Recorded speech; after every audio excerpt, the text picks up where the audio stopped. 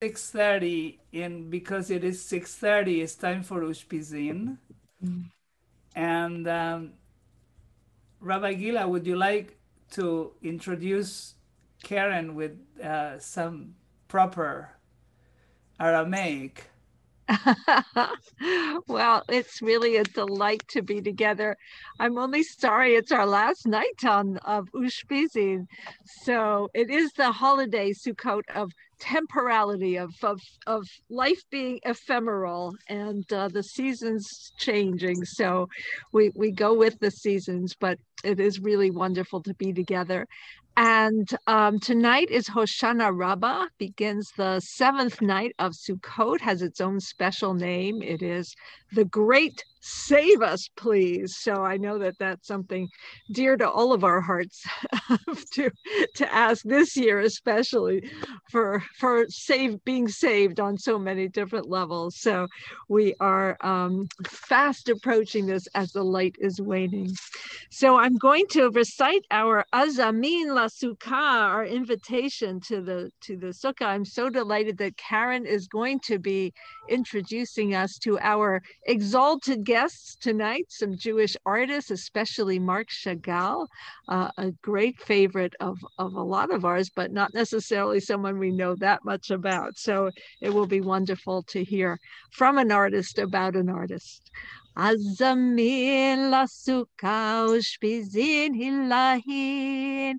I invite to our sukkah exalted guests. Tivu, tivu, ushpizin mechupati. Be seated, honored guests. Tivu b'tzila tekucha brichu, be seated in the shadow of the Holy One. Welcome. Beautiful, beautiful, beautiful. And I just want to say a couple words about Karen. Karen Lantner is a prize winning figurative realist artist based in Rockville, Maryland. She's a 2020 graduate of the Master Artist program at the Compass Atelier in Rockville. This intensive 3-year program covers drawing, color theory, anatomy, and old master painting techniques, leading to a mastery of oil painting.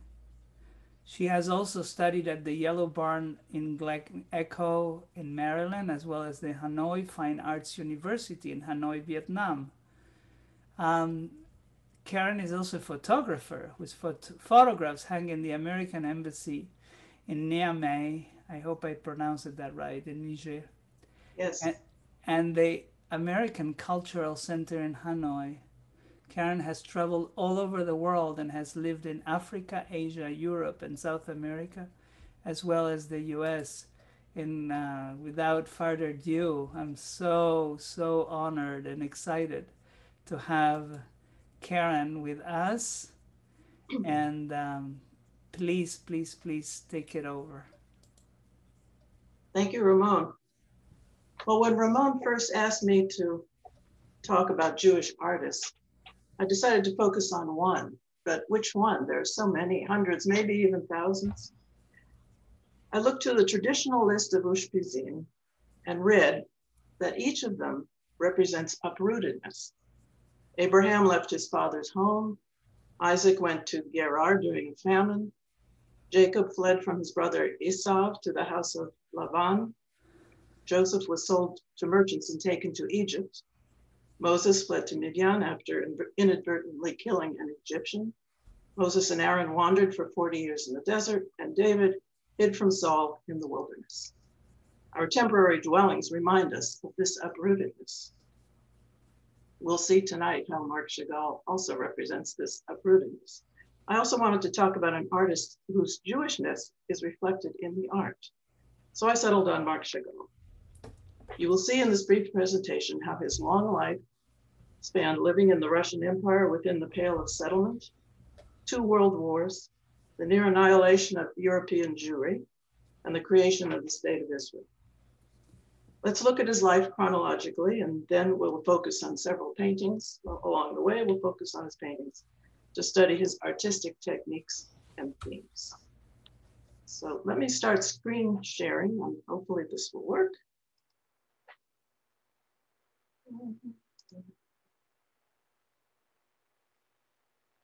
Okay.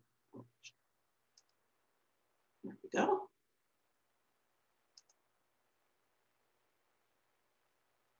It's a little slow. Okay. One more second. Forgive me, I'm new at this screen sharing business. Can you all hear me? I can't see you, you have to tell me. Yes, we're good. Perfect. Thank you. Yes, we can hear. Okay, great. Now, this is the subtitle on this presentation is Painter and Jew. I put it in quotes because this is how Marc Chagall, when he first went to Paris, this is how people reported he would introduce himself. Something like, hello, I'm Marc Chagall, painter and Jew. So this shows that he embraced his Jewishness, although his relationship with Judaism was somewhat fraught, but he always identified as Jewish and was very culturally Jewish. So let's begin.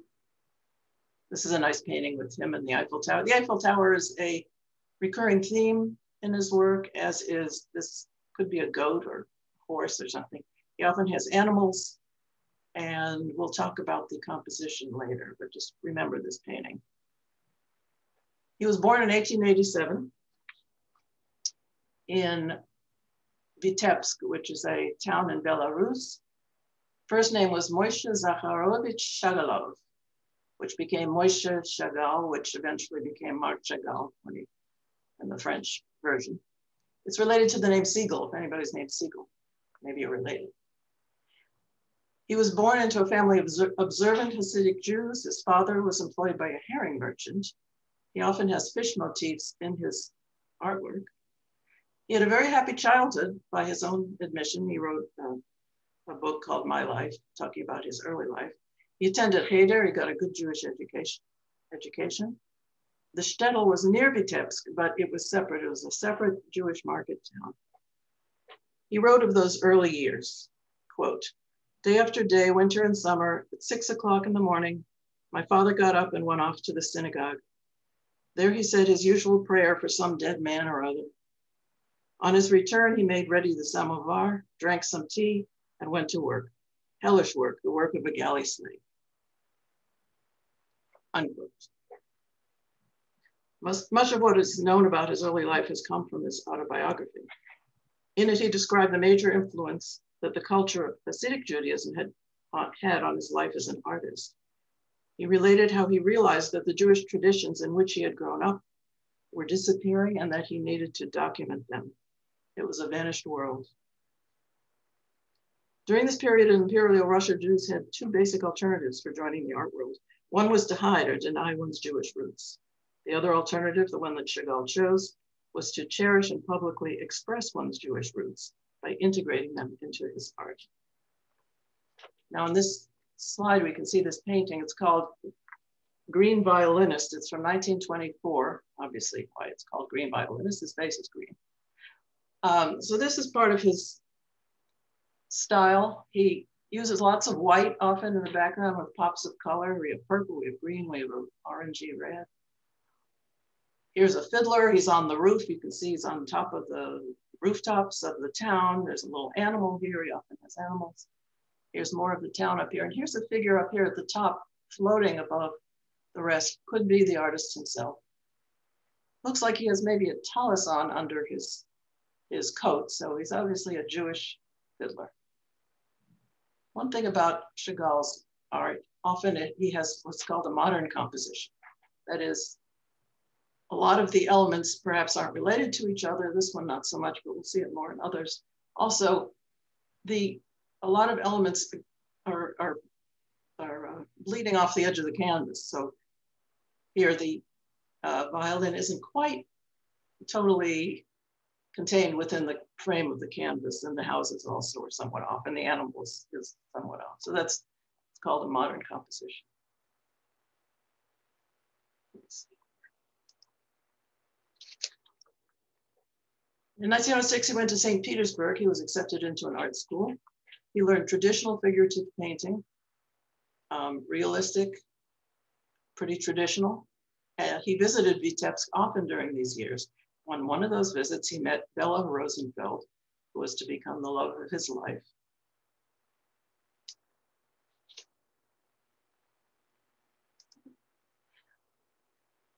He went to France in 1910, and he was particularly excited by the Eiffel Tower, which he saw for the first time. You know, the Eiffel Tower was a relatively new thing at this time. And also coming from Russia, perhaps he hadn't even known about the Eiffel Tower, but any of us who've been to see it, it's very large and it's very impressive. So that often shows up in his artwork. It was an intoxicating experience. Cubism then was the dominant art form. French artists worked in bright colors, and they were called fauve, and this was Fauvism. Fauve is a wild beast. And they were so named by critics because they thought they were wild beasts. They worked in all these bright colors, too bright, but they turned it into something to be proud of. He continued painting Jewish motifs from his memories of Vitebsk in sort of a dreamy style. I repeat, the Eiffel Tower. Now this painting here is called I and the Village. Here is, we presume this is the artist with the green face.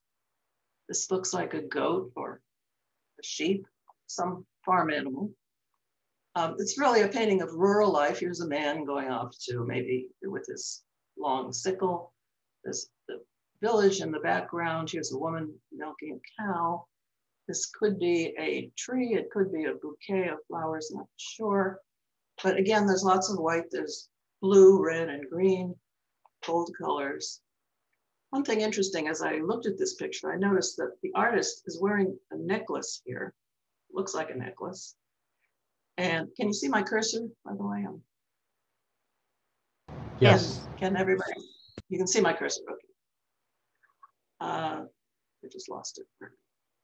And this animal is also wearing a necklace. So that's interesting. Maybe the animal represents Bella.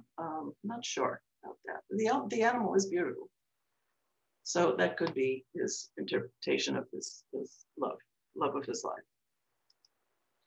Then he moved again. You see what I said about uprootedness. He returned to Russia. Now he was going to return to Belarus to marry Bella, and then he planned to return with her to Paris. On his way to Russia, he stopped in Berlin, dropped off many paintings to be exhibited there in Berlin. This will come back later. Then he continued on to Russia, but when he was there in Russia with Bella, the First World War broke out and it closed the border. So they were stuck there in Russia. But they got married. Paintings of this time are lighthearted with lots of lovers floating over the town. You can sort of picture those paintings. The October Revolution created many shortages of food, which led him to conclude that the new regime had turned the Russian Empire upside down the way I turn my pictures. So he moved to Moscow. He got a job offer there. He moved to Moscow, where he was offered a job as a stage designer for the newly formed State Jewish Chamber Theater. He created a number of large background murals. One was 9 feet tall and 24 feet long, including images of dancers, fiddlers, acrobats, and farm animals. One critic at the time called it Hebrew jazz in paint. He finally decided to return to France where he could live more comfortably. So he's back in France in 1923. Then he lost these paintings. When he went back to France, he tried after the war, later after the war, he tried to get his paintings back from Berlin, but they had disappeared. So he lost a lot of his paintings. Then when he was in France, he traveled extensively in Spain, Italy, particularly the south of France, and he went to Palestine. Monsieur Bollard commissioned him to illustrate the Old Testament, quite a large undertaking. He decided to travel to Palestine at the time. In 1931, he and his family traveled to Tel Aviv on the invitation of Meir Dizengoff. We all know Dizengoff Street, a very famous fellow. Dizengoff had previously encouraged Chagall to visit Tel Aviv in connection with Dizengoff's plan to build a Jewish art museum in the new city. He ended up staying in the Holy Land for 2 months. And at this time he worked obsessively on these Bible paintings. He therefore switched from modernist themes to ancient. He eventually completed the series in 1956, and it was published to great acclaim. Now, the Nazis had begun their campaign against modernist art when he was still in France. As soon as they seized power, expressionist, cubist, abstract, and surrealist art, anything intellectual, Jewish, foreign, socialist inspired, or difficult to understand was targeted. From Picasso and Matisse going back to Cézanne and Van Gogh. In its place, traditional German realism was extolled. Beginning in 1937, about 20,000 works from Jewish museums were confiscated as degenerate by a committee directed by Joseph Goebbels. Although the German press had once, quote, swooned over him, unquote, the new German authorities now made a mockery of Chagall's art, describing them as, quote, green, purple, and red Jews shooting out of the earth, fiddling on violins, flying through the air, representing an assault on Western civilization. Yeah, you gotta be aware of those green Jews. The speed with which France collapsed astonished everyone. Shockwaves crossed the Atlantic as Paris had until then been equated with civilization throughout the non-Nazi world. Yet the attachment of the Chagalls to France blinded them to the urgency of the situation. Many other well-known Russian and Jewish artists eventually sought to escape. He eventually got out by the work of an American journalist, Varian Fry, and the American vice consul in Marseille, Hiram Bingham, who both deserved medals. They ran a rescue operation to smuggle artists and intellectuals out of Europe to the US by providing them with forged visas. Sorry, I'm gonna take a sip of water. So they eventually landed in the United States, escaped. 1941 to 1948, he lived in the United States in New York. At first, he wasn't really understood by the New York artists. At the end of the war, artists pretty much fled reality into abstraction. So you got a lot of abstract art and they rejected realism. But Matisse wasn't quite realistic. He was sort of realistic and sort of non-realistic. He wasn't totally abstract, but he wasn't totally realistic. When he learned about the wartime atrocities, his art subject matter changed.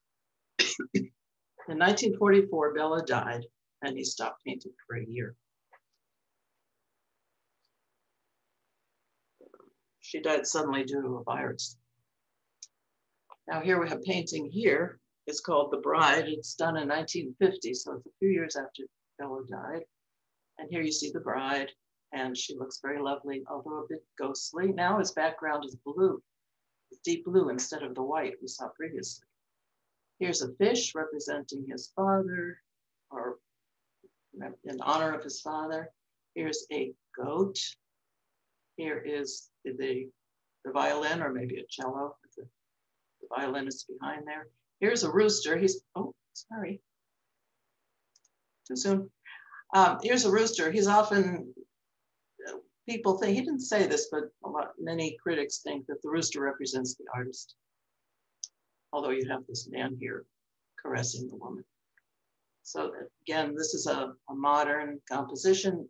This man is off the canvas and the rooster is not totally on the canvas. So, and you have all these disparate elements sort of grouped together, but not totally connected.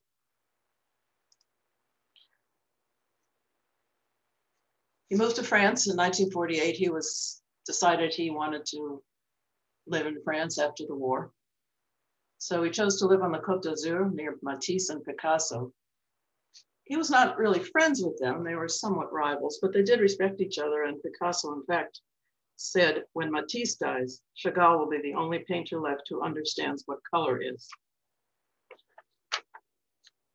In 1963, he was commissioned to paint the new ceiling for the Paris Opera, what we would call the old opera, that's the Palais Garnier, a majestic 19th century building and national monument. André Malraux, France's Minister of Culture, wanted something unique and decided Chagall would be the ideal artist. However, this choice of artist caused controversy. Some objected to having a Russian Jew decorate a French national monument, Others disliked the ceiling of the historic building being painted by a modern artist. Some magazines wrote condescending articles about Chagall and Malraux, about which Chagall commented to one writer, quote, "They really had it in for me. It is amazing the way the French resent foreigners. You live here most of your life. You become a naturalized French citizen, work for nothing, decorating their cathedrals, and still they despise you. You are not one of them," unquote. Nevertheless, he continued the project. He was 77 when he completed this project. The final canvas was nearly 2,400 square feet and required 440 pounds of paint. It's a huge project. It had 5 sections which were glued to polyester panels and hoisted up to the 70-foot ceiling. So he didn't paint it like Michelangelo painted the ceiling of the Sistine Chapel, but he did paint it on the ground, and then they were hoisted up there. So all these images paying tribute to famous actors and dancers as well as composers. When it was presented to great acclaim. For once, the best seats were in the uppermost circle, someone said. This is the description of how it was revealed. To begin with, a big crystal chandelier hanging from the center of the ceiling was unlit. The entire corps de ballet came onto the stage, after which, in Chagall's honor, the opera's orchestra played the finale of the Jupiter Symphony by Mozart, Chagall's favorite composer. During the last bars of the music, the chandelier lit up, bringing the artist's ceiling painting to life in all its glory, drawing rapturous applause from the audience. So here's the painting. You can see part of the ceiling. Okay, so here's the chandelier, and we're looking up. Here's the center of the ceiling, so you get an idea. Very large figures, because after all, it's 70 feet high, and you have to be able to see it from the floor. This was in 1964. So he has his recurring motifs, his signature style, his color. He's a colorist, so you see the bright colors. He also produced stained glass windows, murals, theater sets and costumes, ceramics and sculpture. He did a set of 12 stained glass windows for the Hadassah Hospital synagogue in Jerusalem and 12 tribes. He said that these hospital windows were to be a crown offered to the Jewish queen. The 12 windows form a symbolic guard of honor around the tabernacle. So his style and technique, which we've seen, use of color, he makes no attempt to really copy nature. He often used a limited palette with heavy use of white. Recurring images and motifs, we've seen some of those. Fantasy, certainly. Music was important to him, the fiddle. His scenes and figures are tranquil, usually, and the modern composition, which we've talked about. These are some of the symbols he used: a cow, rooster, fiddler, fish, tribute to his father, a window representing freedom, and then the houses of Vitebsk, which is a little sad.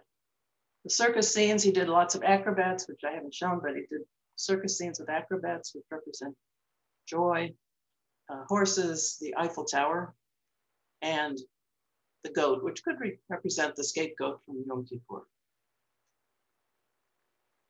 Now, the next slide I'm going to show you might be a little shocking. He did a lot of Jewish art, but he also did Christian art.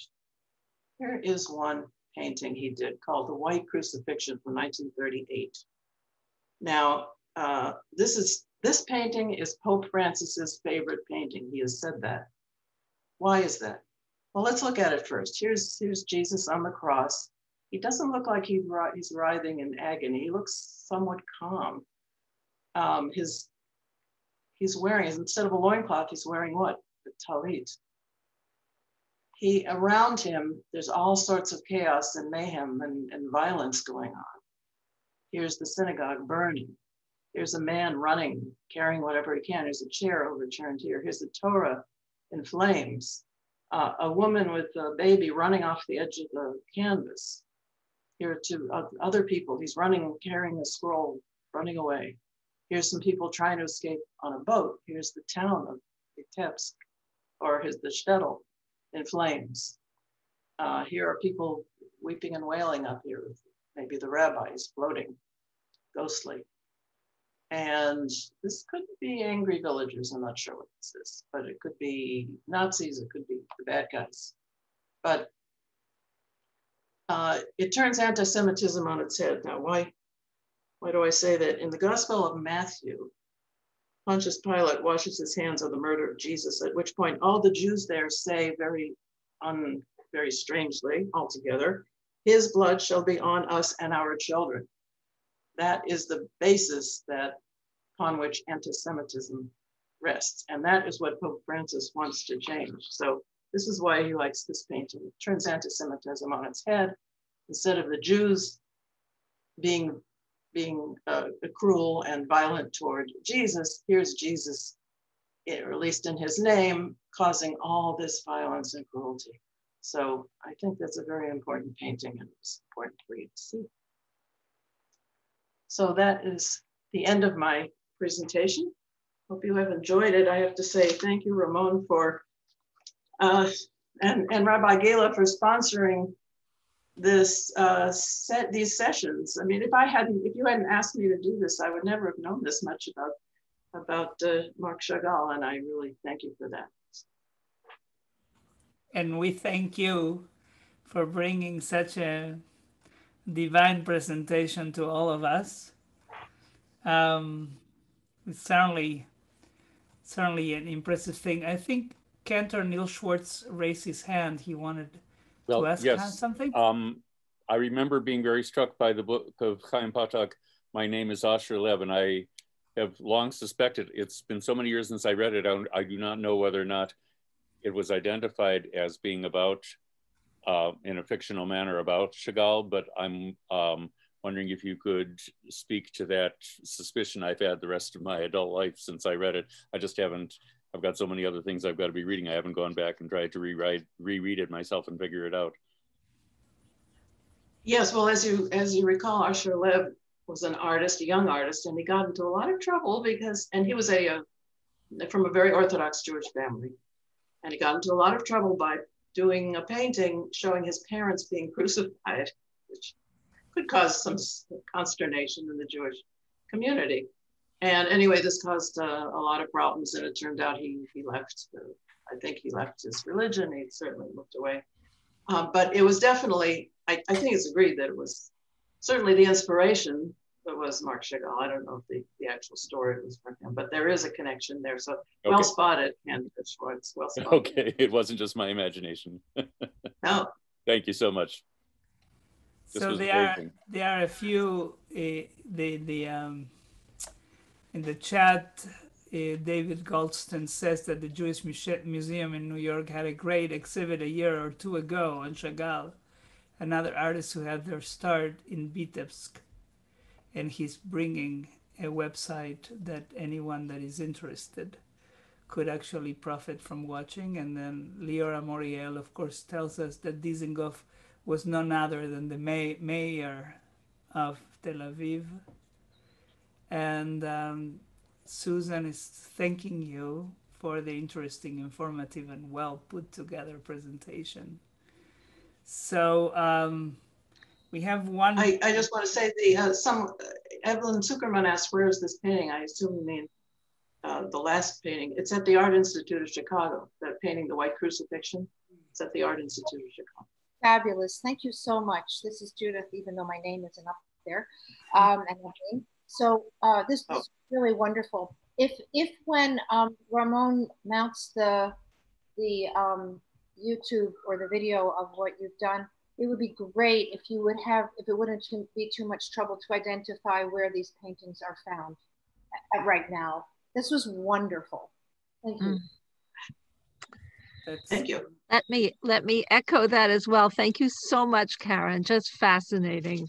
I've always wondered more to know about Chagall. So this was really marvelous.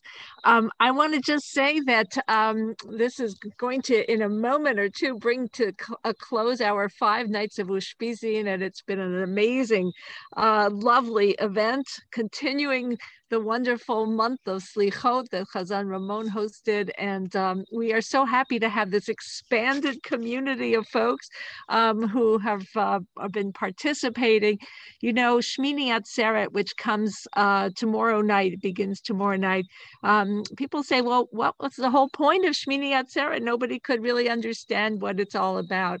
And the story is that God says, you know, just stay another day. I've been enjoying your company so much. Can you just stay with me one more day so we can be close? And I feel like saying the same thing, that after all this time together, let's stay another day. So, but we will be having lots more wonderful things over the course of the year. It's the 13th anniversary of Shirat HaNefesh, and we're going to call it Chazan Ramon's Bar Mitzvah. And we are going to be having a lot of really wonderful events, and we hope we will be able to continue to be connected over the course of the year.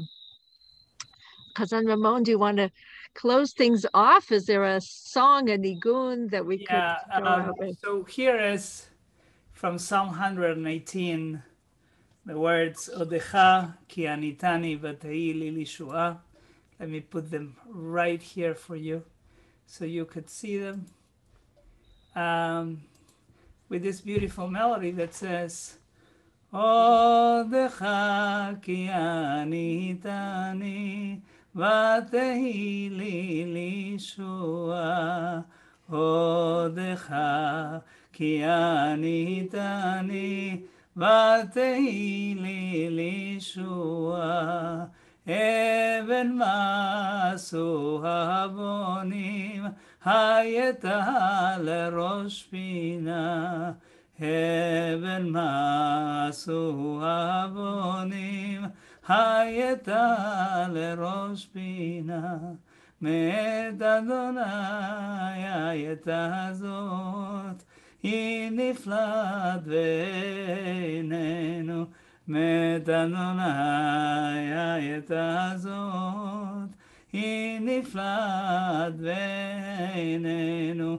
זה היום עשה אדוני, נהגילה ונשמחה בו. זה היום עשה אדוני, נהגילה ונשמחה בו. And with those words, as this is the day that God has made and has created, and we are happy in so many ways. First, on this Sukkot, the Chag, the Samachta b'Chagecha, as we happy for enjoying the holiday and enjoying this Ushpizin and enjoying Karen's work and the work of the beautiful, beautiful friends that have been joining us together with those that they invited to our Sukkah.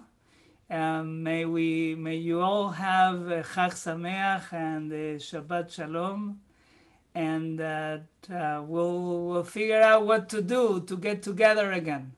So until then, Laila Tov. For those of you that are part of Kolot Halev, we'll switch in a second to our rehearsal. But until then, Laila Tov to everybody. Thank you so much. Laila Tov. Laila Tov. Chag Sameach. Chag Sameach. Chag Sameach. Bye. Bye-bye.